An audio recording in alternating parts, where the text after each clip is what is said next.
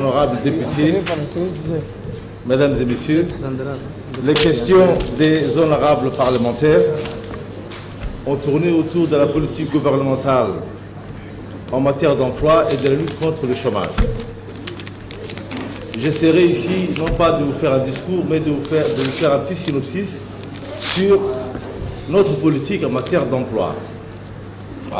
Durant l'année 2013, les faits marquants en matière d'emploi et de lutte contre le chômage, ça a été d'abord la mise en route du calendrier des programmes de formation permanents des agents de l'État élaborés dans le cadre du volet relance de l'ENAP. Et cette institution, depuis, est devenue un outil indispensable pour notre réforme de l'administration de l'État. Dans ce cadre-là, une carte de formation qui regroupe des thématiques sectorielles conçues à partir des besoins identifiés auprès des différents départements de l'administration publique a été mise en place. Ces formations ont débuté le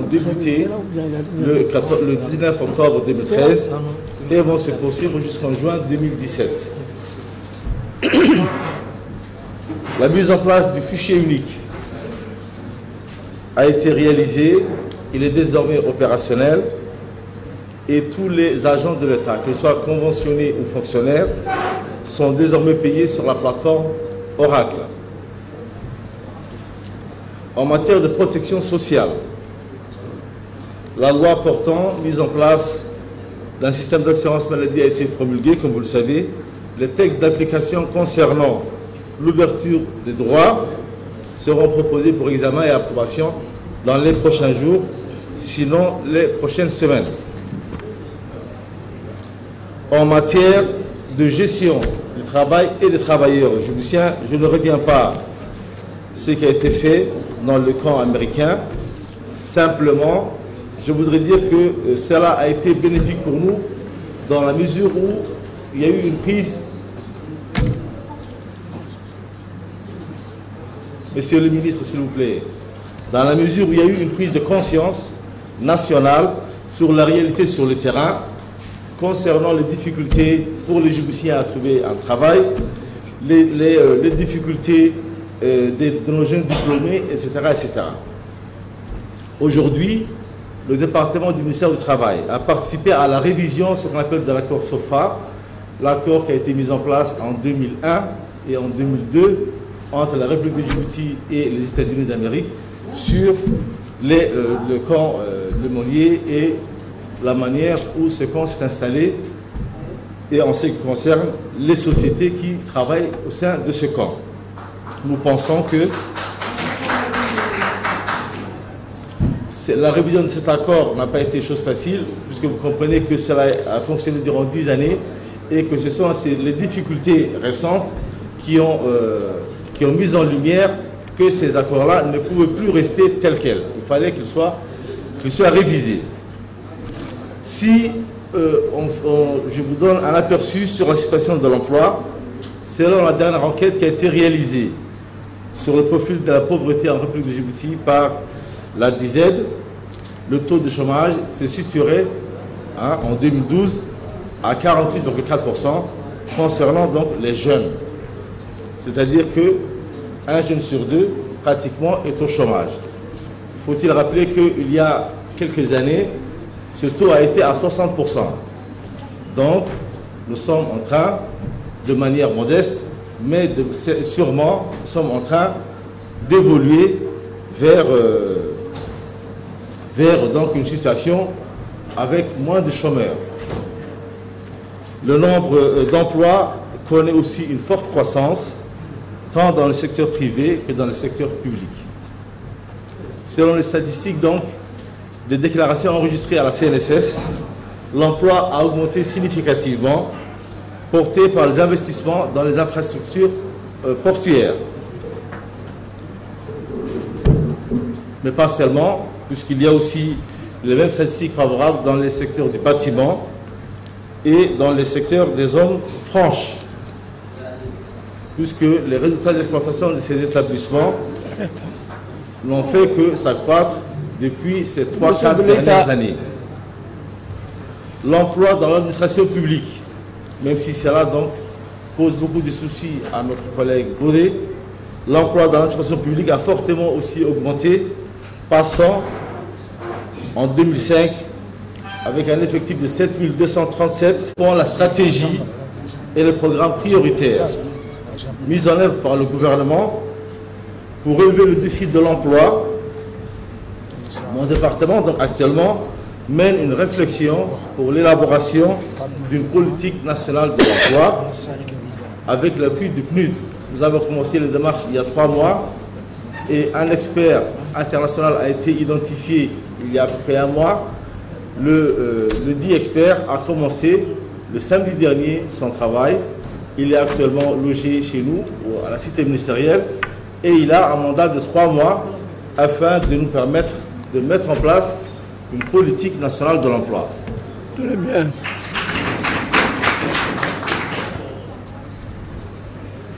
Donc, dès que le premier draft sera prêt, nous allons proposer ces premiers drafts à tous les départements ministériels, puisque comme vous savez, mesdames et messieurs, le domaine donc, de l'emploi est un domaine transversal et tous les différents départements ministériels pourront donner leur avis en ce qui les concerne.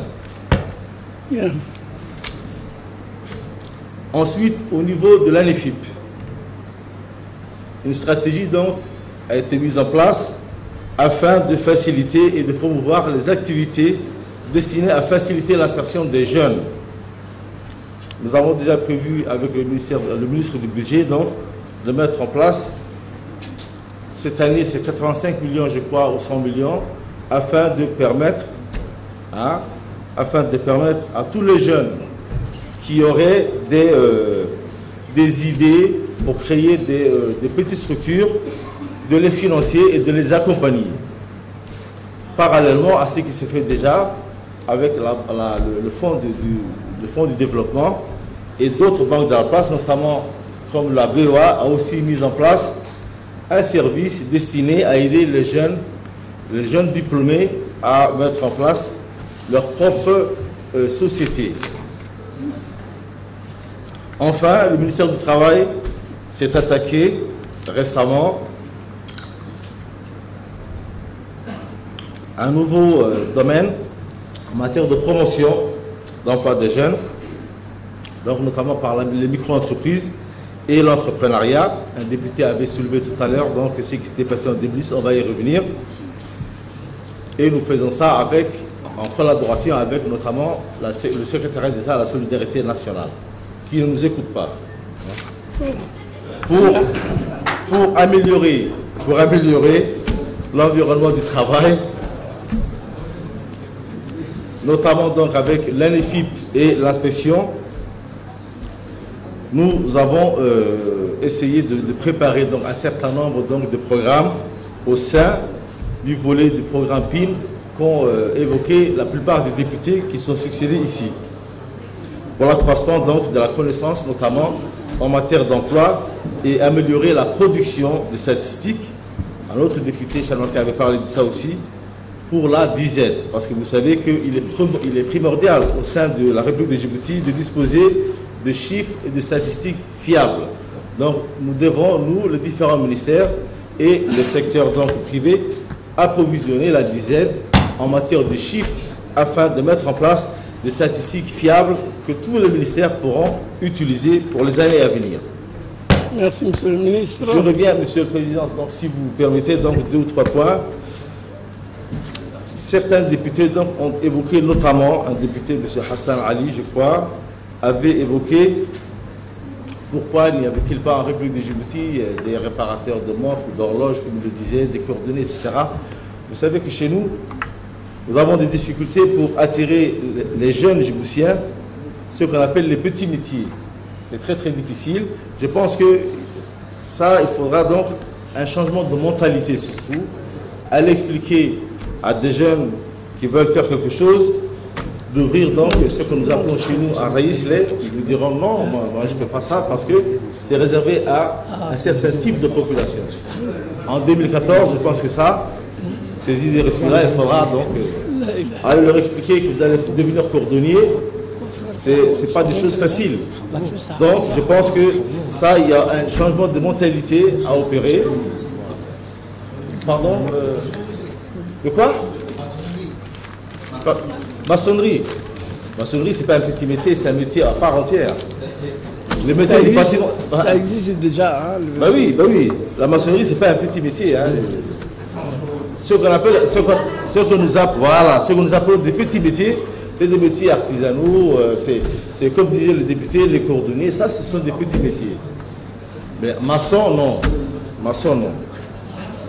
En ce qui concerne les résultats du forum de 2010, qui avait été soulevé par un député, je n'ai pas à ma connaissance une communication des résultats de ce forum, mais il serait intéressant effectivement d'aller chercher les résultats que ce forum aura suscité ou créé en fin de compte depuis 2010. Il y a bientôt 3 ans et demi, et je pense qu'il serait intéressant d'avoir des chiffres sur ce qui a été fait et ce qui a été créé en matière d'emploi, puisque cela a été en novembre 2010. C'est pour vous, hein, ça. Bien. Merci, Monsieur le Président. Merci, monsieur le ministre. Soyez bref, hein, monsieur le ministre, mesdames et messieurs le ministre, parce que